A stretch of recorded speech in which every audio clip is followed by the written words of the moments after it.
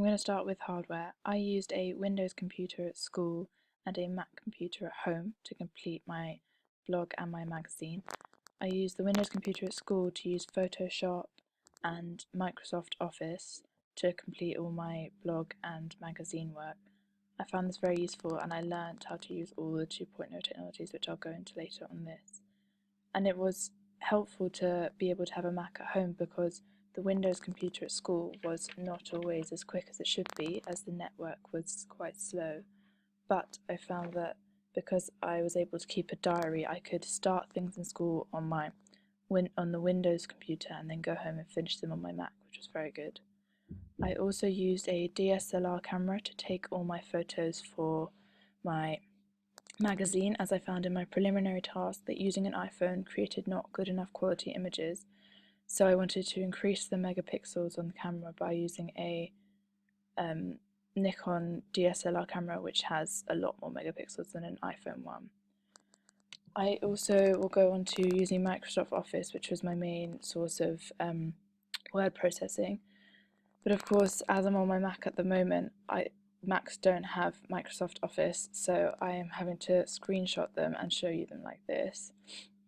This is Excel and Word and PowerPoint, all three of which I used a lot as they're easy to use, they're simple, and I have often used PowerPoint and Word before, but it was my first time properly using Excel, which was very helpful, and it's taught me a lot, such as using graphs and pages. As you can see, I've copied and pasted them into Excel so I can look at them at the same time, and it was effective to see my results laid out in this table format. I also used Adobe Photoshop to make my music magazine and my school magazine, but again I don't have it on my Mac, so I can't show you it. But it was extremely helpful. I learnt all the tools that I made my magazine with, apart from some basic ones which I knew how to use as I had previous knowledge of it. Similar to the Nikon DSLR camera, I had background knowledge too, so I knew how to use it, and didn't have to learn how to use a camera all over again. I'm now going to go on to Web 2.0 technology, starting with Weebly.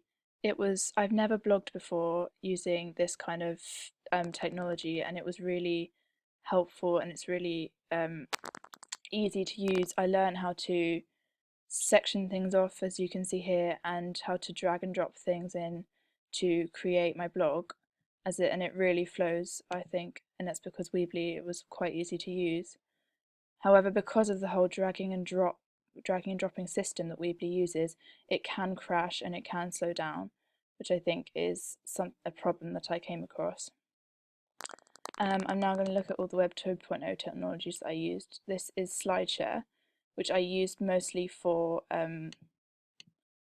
uploading PowerPoints. These are all the ones that I've uploaded.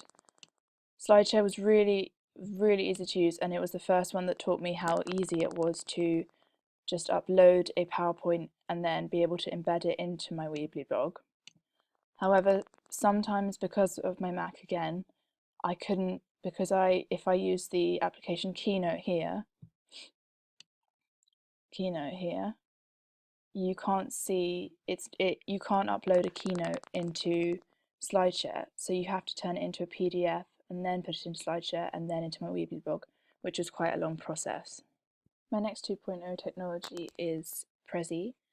I use this mostly at the beginning of my preliminary tasks, so I think it's probably the most simple way to use. They already have a basic format and you just have to put in your words, which is really useful, and they give you all sorts of different samples that you can change. So all you have to do is pick one that you think looks good, and you've already got a presentation like this one here. And because they all look so different and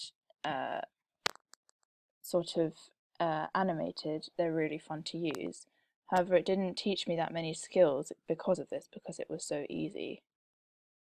My next 2.0 technology is Issue, which I used like SlideShare as my main source of uploading a Word document into and then embedding it onto my Weebly blog.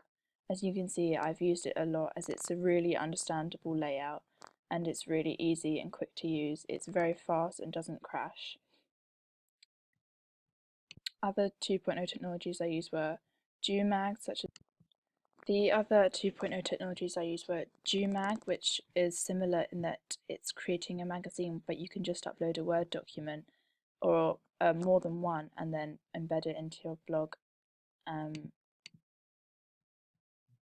My understanding of Gmag took quite a long time, as it is quite confusing, as it is for magazines, it's not for Word documents.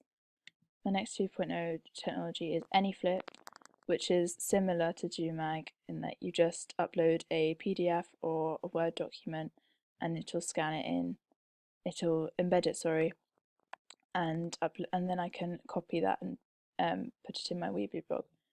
AnyFlip does this it adds quite a nice effect to it. It creates a sort of like he's put it on a stand, which is quite interesting and different to the other ones I've used, which is why I liked it. Powtoons is another fun one that I use, that you can create an animated video instead of just a presentation.